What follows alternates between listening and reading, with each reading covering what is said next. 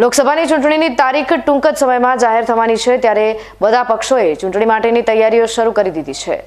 ત્યારે ભાજપે પણ લોકસભાની ચૂંટણીની તૈયારી રૂપે ઉમેદવારોના નામોની પહેલી યાદી જાહેર કરતા ગુજરાતમાં ઉત્સાહનો માહોલ જોવા મળ્યો હતો।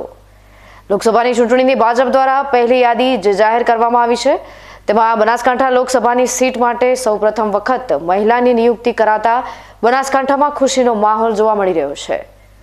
બનાસકાંઠા લોકસભા સીટના ઉમેદવાર તરીકે ડોક્ટર રેખાબેન ચૌધરીનું નામ જાહેર કરવામાં આવ્યું છે। વડાપ્રધાન નરેન્દ્રભાઈ મોદીએ મહિલા સશક્તિકરણનું સન્માન કર્યું છે। બનાસકાંઠાના જાહેર થયેલા ઉમેદવાર ડોક્ટર રેખાબેન ચૌધરી શક્તિપીઠ અંબાજીના દર્શને પહોંચ્યા હતા અને મા અંબાના દર્શન કરી ધન્યતા અનુભવી હતી। ભટ્ટજી મહારાજે જીતના આશીર્વાદ આપ્યા હતા। ડોક્ટર રેખાબેને બનાસકાંઠામાંથી દિલ્હી કમળ મોકલવાની ખાતરી આપી હતી।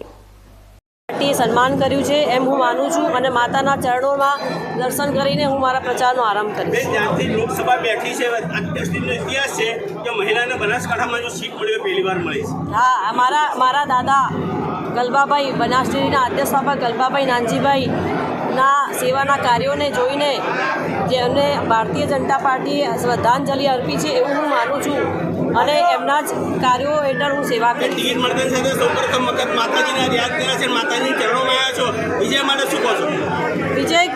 વિજય મેળવીને જ રહીશું અને મોદી સાહેબના ચરણોમાં જરૂરથી એક કમર ધરીશું। આભાર।